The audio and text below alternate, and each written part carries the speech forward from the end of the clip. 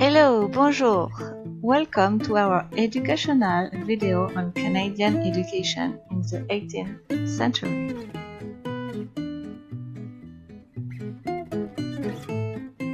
You've heard of Upper and Lower Canada, right? So how did that come to be? To answer that, we have to go back many, many years to give you a brief history of the French and British colonists. Jacques Cartier was a French explorer who took possession of the East with the exploration of the Gulf of St. Lawrence. He and his crew saw the vast potential that Canada and its people had to offer. They staked claims and made settlements. This was now New France and Acadia. By the early 1700s, the French had claimed the bulk of Canada and they held the largest colonial claims between Louisiana in the United States and New France and Acadia. Vive la France! Vive les Français! Now that the claims had been established, the French decided it was time to make money. Bonjour, ces fourrures sont magnifiques. On pourrait faire de l'argent avec. Faisons affaire ensemble. The indigenous, who we are going to refer to as the First Peoples, agreed to work with Jacques and his crew. The French realized the experience and knowledge of the First Peoples in hunting and trapping. According to historians, the French developed these relationships with the prospect of wealth from the fur trade. But in the process, love happened and a new race began called the Métis. Les Métis. During this era, there were 32 schools in New France. Most of these schools were in Montreal, Trois-Rivières, and Quebec City. The education mirrored that of France, and it was taught by the Roman Catholic Church. The values of Christianity were very important. Girls and boys were separated in different schools. Traditionally, boys were taught by priests, and they learned carpentry, rug making, masonry, and shoemaking. The girls were taught by the nuns from France and the sisters of the congregation that were indigenous nuns. In all of the teachings, the church was present.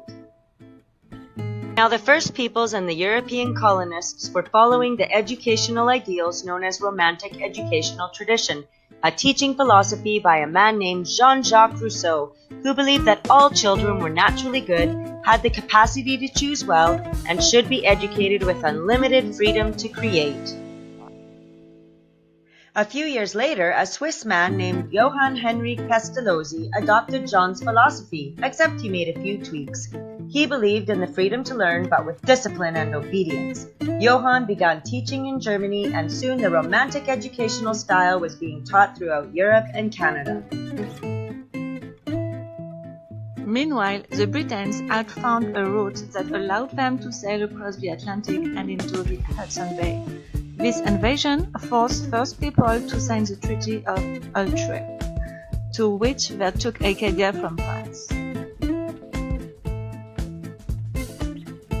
The British attacked the French settlements and influenced the First Peoples to cooperate with them in exchange for higher pay and protection. The teaching philosophies of the British were much different than those of Jean and Johann. The British emphasized religion, discipline, and the philosophy that children are born sinners and need moral shaping. The Constitutional Act of 1791 divided the province of Quebec into Upper Canada, known as Ontario today, and Lower Canada, which is Quebec. Later, in 1763, the Seven-Year War ended by the Treaty of Paris. France conceded New France to Great Britain. As a result, education changed despite the 1774 Quebec Act's recognition of French institutions and traditions. Soon after Britain conquered the French, they were quick to undermine Quebec education. The British government forced some French institutions to close, and many teachers returned or moved back to France. The British began to think about some of the benefits of Quebec's educational system that the French believed they were suspicious moves. We will leave this for the 19th century group to discuss. Thanks for watching our show!